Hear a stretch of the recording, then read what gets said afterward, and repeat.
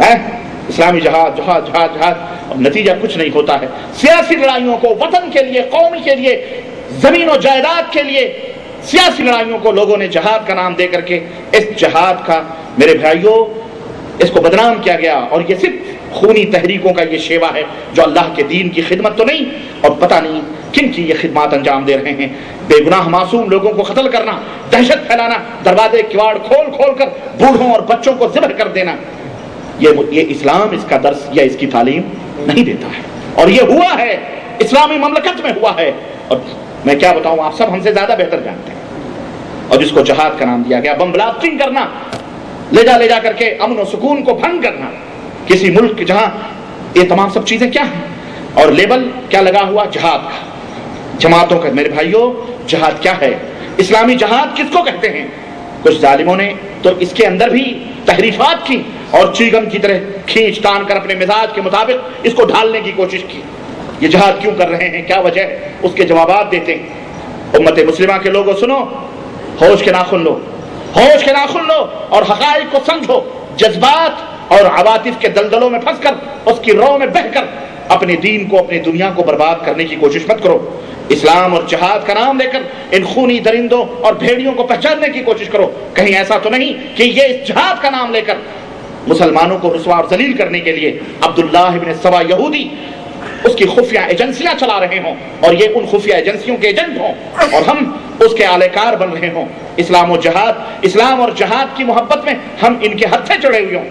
کہیں ایسا تو نہیں کہ یہودیوں کا یہ شیوا ہو جو آج مسلمانوں کے درمیان اس طرح کی حرکتیں کروا رہی ہیں۔ دوستوں اور بھائیوں، اسلامی جہاد ایک بڑا ہی مقدس اور عظیم فریضہ ہے، اور اپنے دامن میں انسانیت کی خیر و بھلائی اور فلاح و بہبود کی موتیاں سمیٹے ہوئے ہے، لیے ہوئے ہے اسلام اپنے دامن میں۔ اور اس جہاد کو سمجھو، اے دنیا کے لوگوں، اے دنیا کے لوگوں، تم جس جہاد کو، جہاد جو اسلام کا ہے وہ تو ابھی تک میدان میں آیا ہی نہیں۔ آج تک اسلامی جہاد میدان میں آیا ہی نہیں۔ آج تک سے میری مراد یہ آج کل کے جو زمانے چل رہے ہیں، جس کو جہاد کا نام دے کر کے امت کو گمراہ کیا گیا،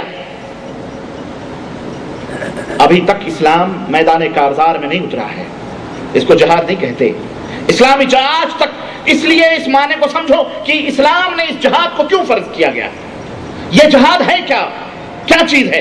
اگر ہم اسلام کے آئینے میں اس جہاد کو دیکھتے ہیں، رب ذوالجلال کی قسم ہے، یہ جہاد پوری دنیا کے لیے امن و سکون کا گہوارہ پیدا کرتا ہے۔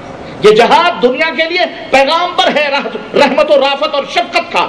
یہ جہاد پیغامبر ہے، دعوت ہے ظلم اور ستم کی جڑوں کو کاٹنے کا، ظالموں کے ہاتھوں کے پکڑنے کا، ظالموں کو نیست و نابود کرنے کا ذریعہ ہے یہ جہاد جو اسلام نے دیا ہے۔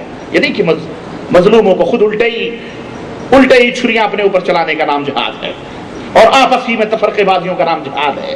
استغفر اللہ۔ سنو، غور کرو میرے بھائیوں، میرے دوستوں، اور اے دنیا کے لوگوں، اور اے میری آواز کو سننے والوں، سمجھو اس حقیقت کو کہ اسلام کے آنے سے پہلے بھی مختلف دھرم اور مختلف مذاہب اس دنیا کے اندر موجود تھے، اور آج بھی موجود ہیں، اور ہر دھرم کی کتابوں کے اندر، ہر مذہب کی کتابوں کے اندر ایک ہی چیز آپ کو ملے گی، لڑائی بھڑائی۔ اس کا بھی تذکرہ ملے گا، اس کا بھی کیا ملے گا، ذکر ملے گا۔ ان میں جنگ ہوتی تھی، لڑائیاں ہوتی تھیں، یہ ہر تاریخ داں بچہ طالب علم ہی جانتا ہے۔ مگر اور سنو، کوئی یہ نہ کہے کہ ہمارے دھرم میں لڑائی نہیں ہے، چاہے یہودیت ہو، عیسائیت ہو، چاہے وہ ہندوازم ہو۔ ہندوازم میں بھی کرشن نے ارجن سے کیا کہا تھا؟ کرشن نے ارجن سے یہی کہا تھا، یہ تیرے بھائی ہیں، ان کو ختم کر، ان سے لڑائی کر، ان سے یدھ کر، لڑائی کر۔ کس لیے؟ تو پوری سلطنتوں کا مالک ہو جائے گا، تو پوری سلطنتوں کا، اپنے بھائیوں کو ختم کر دے، تو پوری سلطنتوں کا مالک۔ ارجن پیچھے بھاگ رہا، کہہ رہا میں اپنے بھائیوں کو اپنے ہاتھوں سے قتل کروں، یہ کیسے ہو سکتا ہے؟ لیکن اس قتل پر ابھارنے والا ارجن جو کرشن جس کو کہتے ہیں، جس کو بھگوان مانتے ہیں، اوتار جو تھا ایشور کا، کہتے ہیں اوتار لے کر کے آیا تھا، وہ ان کو ابھار رہا ہے ارجن کو، نہیں تو قتل کر، تو کہاں بھاگ رہا ہے، تو سلطنت کا مالک ہو جائے گا، بادشاہ ہو جائے گا، راجہ ہو جائے گا۔ پہلے کی لڑائیاں، جنگ اسی لیے لڑے جاتے تھے کہ کسی طرح سے جبری کسی کی حکومت کو قبضہ کر لینا، کسی کو جبرن اپنے موقف اس کے سر پہ تھوپنا، اپنا مذہب جبری طور پر اسے اپنے مذہب کا پیروکار بنا لینا، یا اس کے مال و دولت کو لوٹ لینا اور اس کی زمینوں کو غصب کر لینا. پہلے کی لڑائیاں یوں ہی ہوا کرتی تھی، انہی اغراض اور انہی مقاصد کے لیے ہوا کرتی تھی. لیکن ذرا قربان جاؤ، جب اللہ عز و جل نے اسلام جو اپنے دامن میں خود سلامتی کا پیغام لے کر کے آ رہا ہے، جو خود اسم بامسمہ سلامتی ہے، پیغمبر ہے امن کا، سکون کا، راحت کا، شانتی کا، جب یہ اسلام اس دنیا کے اندر آیا تو اللہ اکبر اپنے ماننے والوں کی تحفظ اور بقا کے لیے اور اسلام کے اس عظیم الشان دعوت اور اس اپدیش اور پیغام کو لوگوں تک پہنچانے کے لیے، اس کی بقا اور اس کے تحفظ کے لیے اسلام نے کون سا شبد یا کون سا ورڈ، کون سا لفظ استعمال کیا؟ جنگ کا لفظ استعمال نہیں کیا، لڑائی کا لفظ، لڑائی کا شبد استعمال نہیں کیا. سنو یہ بھی سنو، یدھ کا لفظ استعمال نہیں کیا. اسلام نے حرب کا لفظ استعمال نہیں کیا. اسلام نے کون سا لفظ استعمال کیا؟ اسلام نے لفظ استعمال کیا جہاد کا. کس کا؟ بولو. جہاد. جہاد کا معنی لڑائی نہیں ہے، جہاد کا معنی قتل و غارت گری نہیں ہے. سنو میں بتاتا ہوں جہاد کا معنی کیا ہے. اسلام نے اس مقدس لفظ کو کن کن معنوں میں استعمال کیا ہے میرے عزیزو؟ پہلے زمانے میں یہی لڑائیاں، یہی حرب، یہی جنگ، ان کا معنی یہ ہوتا تھا، یہ استعمال ہوتے تھے کہ حکومت و سلطنت چھین لو، خلاص ختم کر دو. مگر اللہ اکبر، اسلام نے ان تمام فکر کو، ان تمام تصورات کو جو اس زمانے جاہلیت میں موجود تھیں کہ ناحق طور پر کسی کے اوپر قبضہ کرو، غصب کرو، اس کا مال لوٹو، اس کی سب کچھ، بہو بیٹیوں کو غلام بناؤ، ان تمام سب الفاظ کو حرف غلط کی طرف مٹا دیا. اس لفظ کو بولنا، لکھنا تک، پڑھنا تک گوارا نہیں کیا اسلام نے. جس لفظ کو سن کر دنیا کو وحشت ہو، لفظ جنگ سے دنیا کو وحشت ہوتی ہے. لڑائی کوئی اچھی چیز نہیں ہوتی، حرب جنگ کوئی اچھی چیز نہیں ہوتی. اس لفظ سے انسانیت دہشت زدہ ہو جاتی ہے. اسلام نے بڑا ہی پاکیزہ تصور والا لفظ استعمال کیا، اور وہ کیا ہے؟ وہ جہاد ہے. جہاد، یا اگر کہیں قرآن کے اندر لفظ قتال کا بھی لفظ کیا ہے، تقریباً قرآن کریم میں 50 مقامات پر جہاد اور قتال کے الفاظ آئے ہیں. ان دونوں کو جب بھی استعمال کیا گیا ہے اللہ تعالیٰ نے فی سبیل اللہ کی قید لگائی ہے. جا کے قرآن کھول کر کے دیکھیں، تقریباً 50 مقامات پر اللہ عز و جل نے لفظ جہاد کا اور قتال کا استعمال کیا، وہاں فی سبیل اللہ کی قید لگائی. فی سبیل الوطن نہیں، فی سبیل الوطن نہیں، فی سبیل الفلوس نہیں کہ پیسے اینٹھو، وطن، جائیداد، زمینیں، ملک اور سلطنت کے حصول کے لیے جبری طور پر اسلام پیش کریں، اس لیے نہیں.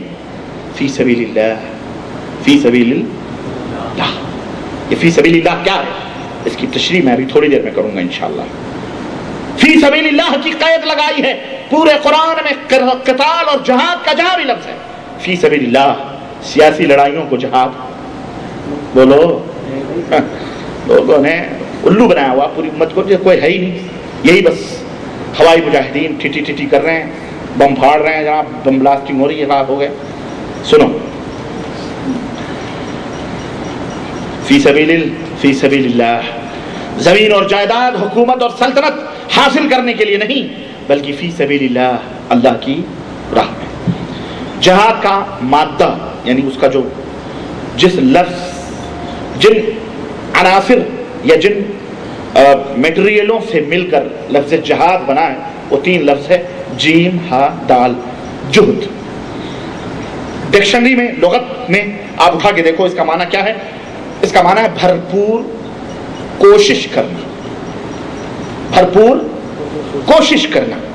استفراغ الوسع لحصول الاہداف، کسی مقصد کو حاصل کرنے کے لیے پوری کوششوں کو اڈیل دینا، بھرپور کوشش کرنا، بھرپور جد و جہد کرنا، انتھک محنت کرنا، دوڑ و دھوپ کرنا کسی مقصد کو حاصل کرنے کے لیے. اس سے بنا ہے جہاد. اور یہی لفظ اسلام میں اصطلاح کے طور پر استعمال ہوا ہے. جہاد فی سبیل اللہ کے الفاظ کے ساتھ استعمال ہوتا ہے. یہی لفظ جہاد جب جہاد فی سبیل اللہ کے لیے استعمال ہوتا ہے تو اللہ تعالی، اس کا مطلب کیا ہوتا ہے کہ اللہ عز و جل کی راہ میں سعی جدوجہد اور کوشش کرنا، بھرپور کوشش کرنا۔